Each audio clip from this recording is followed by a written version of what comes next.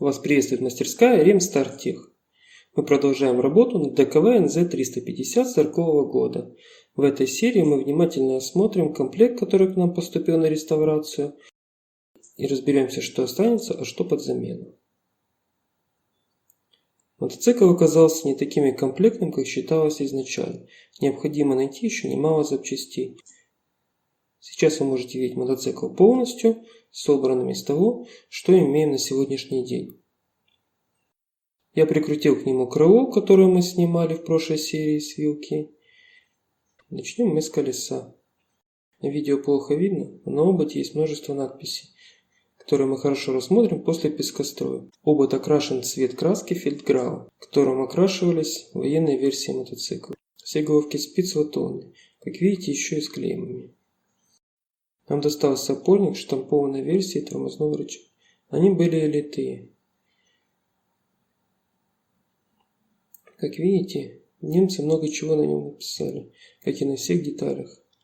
Первая надпись – это МЗАК. Мотоверки Зоблен Аугеншлюссе. Дальше идет каталожный номер детали и, конечно же, кольца Автоюнион. А это родной натяжитель тросика. Насколько продуманная штука. Берешь и регулируешь. Нужно искать ключ. Вилка, установленная сейчас на мотоцикле, уже другой окраски. Снизу красный грунт, а сверху песчаная краска. Насколько знаю, так красились мотоциклы для Сахары. С фарой все оказалось куда сложнее, чем мы думали изначально. Фара очень похожа на оригинальную, но по некоторым размерам слегка отличается. Ободок, кстати, латунный. Что меня сразу насторожило в этой фаре, то что есть центрующий усик. Такие усики появились только в 50-х годах. Как видите на рисунках из каталога, крепления ободка плоские. Там нет никакого центрующего усика. Как бы ни оказалось, что фара вообще с трактора.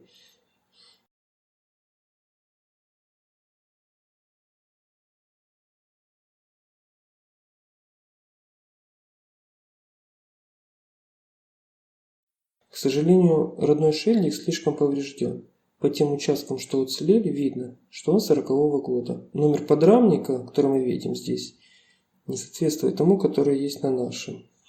Вот, кстати, как должен выглядеть шильдик.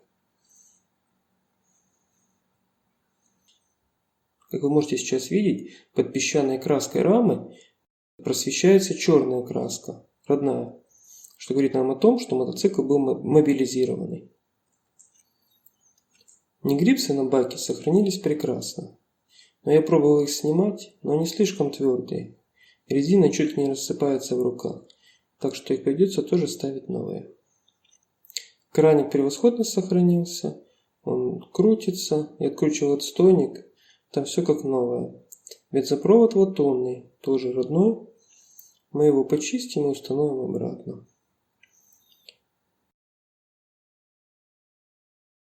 Распредкоробка SP12R сохранилась очень хорошо. Правда, на крышке есть трещина. Распредкоробку мы внимательно рассмотрим в другом видео, где я буду полностью ее разбирать, проверять. И вообще будет очень много всего по электрике, так как мотоцикл решено было ставить с родной электрикой 6 вольт. Как вы могли заметить, нет родного хомута аккумулятора. Время сборки мотоцикла, как мы уже потом узнали, он там был, точнее его часть. А вот карбюратор. Можете заметить, что он очень похож на К28, но это его дедушка. Кстати, очень интересная надпись на нем. Сама поплавковая камера очень интересная. Видите, она закручивается, и утопитель поплавка гораздо более сложной конструкции и работает поприятнее. Заглушки цилиндров в превосходном состоянии. Надеюсь, их можно будет снять и установить обратно на мотоцикл. А вот и свечка. Я думаю, еще с 43-го года никто не выкручивал. Но, к сожалению, она поломана. Нет крепления до провода. Вместе с мотоциклом шло очень много свечей. Я думаю, нам удастся подобрать хорошую рабочую свечку для этого мотоцикла.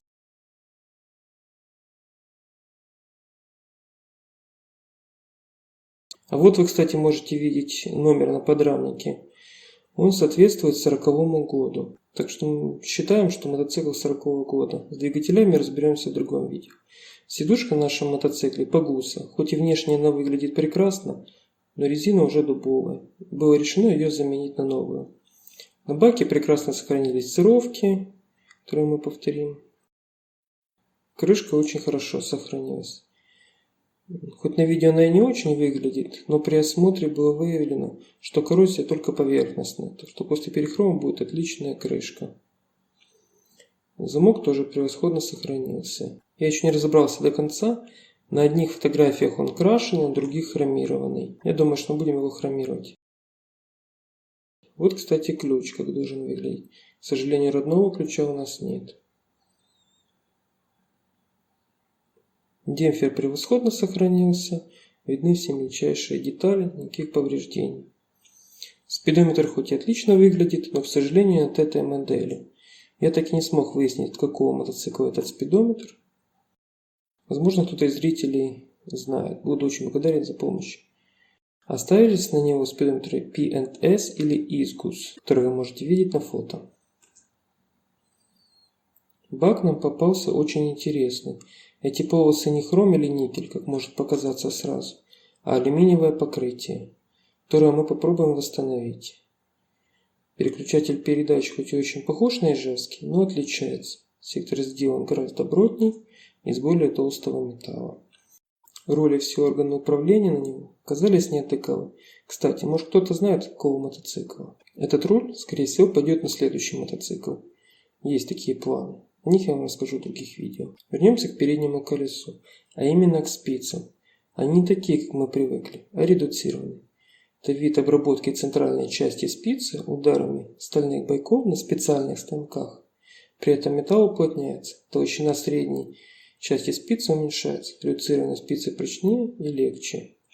Сейчас вы можете видеть, что несколько сантиметров от загиба толще.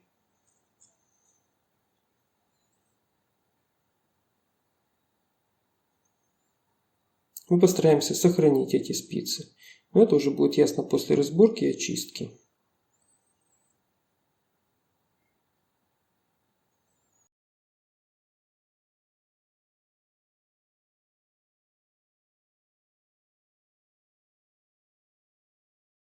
Рычаг кикстартера нам достался родной, на удивление совсем без износа. Как правило, эта накатка стирается. А вот лапки КПП нет. Заказчик говорит, что она есть. Будем надеяться, что она найдется. Замок бардачка исправен, но геометрия бардачка пострадала. Закрывается он с большим трудом. Но это мы полечим. А вот сейчас вы можете видеть трещину на расплеткоробке, о которой я говорил ранее. В правом нижнем углу. Глушители мы уже достаточно подробно рассматривали в предыдущих видео. Эти мотоциклы комплектовались 3 видами глушителей, как видите на рисунке из каталога.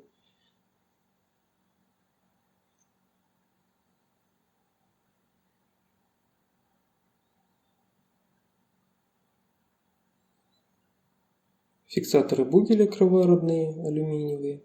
На крыле есть распознавательные знаки вермахта. Вверху желтый якорь, это логотип 20-й пехотной дивизии вермахта, а внизу треугольник. Что значит треугольник, я еще не выяснил. Вот здесь вы видите отверстие, через которое выходил провод из крыла. Дальше он, как видите, проходил через стойку вниз. Я вообще долго сначала не мог понять, как он должен идти. Мы обычно привыкли, что на ежах он идет по крылу, но это появилось только в модели 350-1.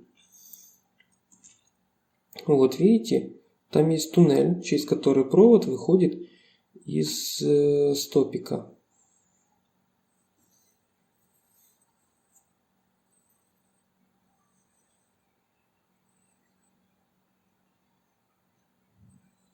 Вот он лучше виден. Вот эти отверстия, изначально я думал, что они родные.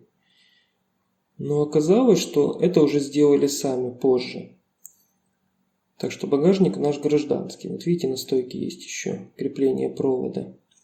Так, а тормоза у нас тоже сохранилось вместе с ее креплением.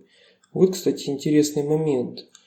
Хомуты глушителей у нас составные из 2 частей. Хотя в каталоге хомут состоит из одной части. Так что будем еще разбираться, родные ли это хомуты. Вот наш прекрасный аккумулятор. Мы попробуем его заправить. Ну, я не надеюсь, что он будет работать. Скорее всего, придется делать из него муляж. Интересный момент. Крепление тросика декомпрессора алюминиевое.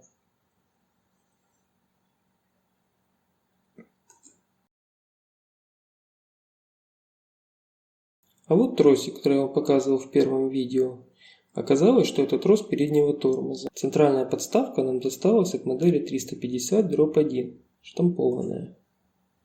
Должна быть литая, как видно на фото.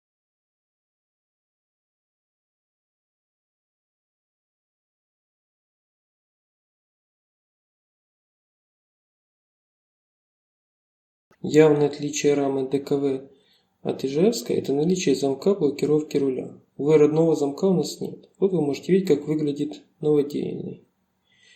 Наши только в 70-х дошли до такого. У немцев это было еще в 30-х. Вот еще одно отличие. Это ушки для крепления проводов, идущие от генератора к замку в баке. Но ребро на цилиндре оказалось сколотым. Но это мы полечим.